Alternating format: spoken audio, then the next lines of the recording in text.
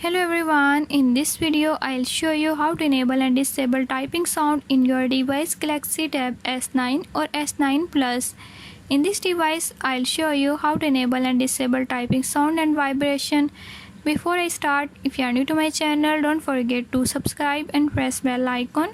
Watch complete video and learn how you can do it. Let's watch the video.